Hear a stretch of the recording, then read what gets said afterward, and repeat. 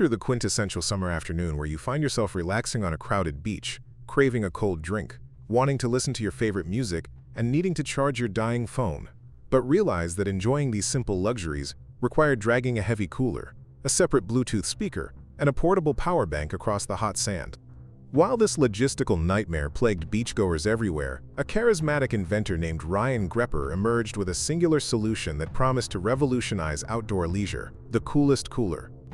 Far from being a mere ice chest, this device was an all-in-one engineering marvel featuring waterproof speakers, a built-in USB charger, a bottle opener, and, most audaciously, a battery-powered blender integrated directly into the lid to crush ice for margaritas.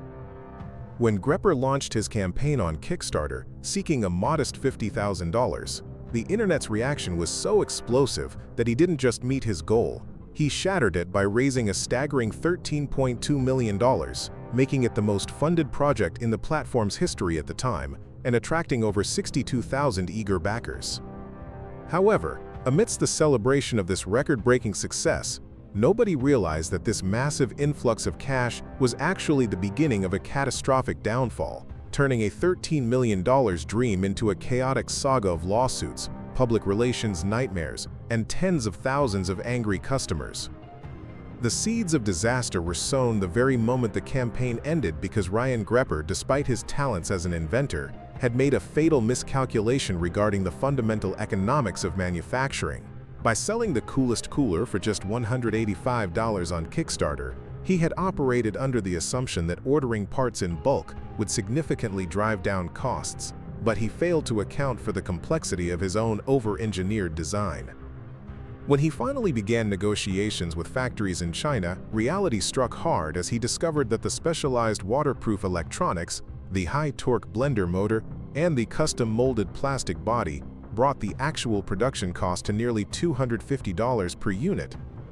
Consequently, for every single cooler he had sold during the campaign, the company was losing a significant amount of money, meaning he was effectively millions of dollars in debt before a single screw had even been tightened on the assembly line. Although the original delivery date was promised for February 2015, that deadline passed without a single unit being shipped, prompting Grepper to post optimistic updates claiming that they were merely perfecting the blender to ensure the highest quality. As the summer of 2015 arrived, the very season the cooler was designed for, backers were left empty-handed, leading to a flood of accusations in the comments section, where anxious customers began to suspect that the entire project might be an elaborate scam.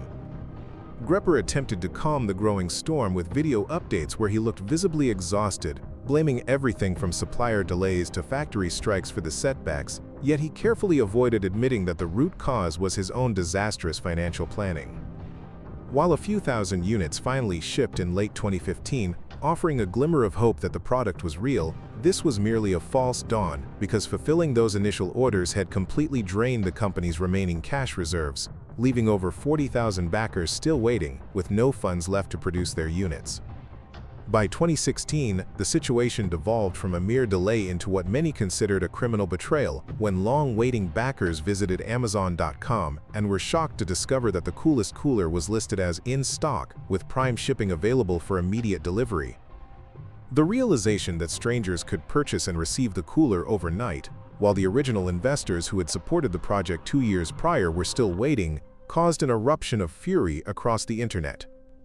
The company attempted to justify this controversial move by claiming they needed to sell units at a higher retail price, $399, on Amazon to generate the profit required to subsidize the production of the backers' rewards, but this explanation felt like a slap in the face to the community. The situation reached its breaking point when Grepper sent an infamous email to the remaining backers, essentially holding their rewards hostage by stating that unless they paid an additional $97 for expedited shipping, the company could not guarantee they would ever receive their product. This demand was widely perceived as extortion, as backers who had already paid $185 and waited 2 years were now being asked to pay another $100 just to receive what they had already purchased, shattering whatever trust remained between the creator and his community.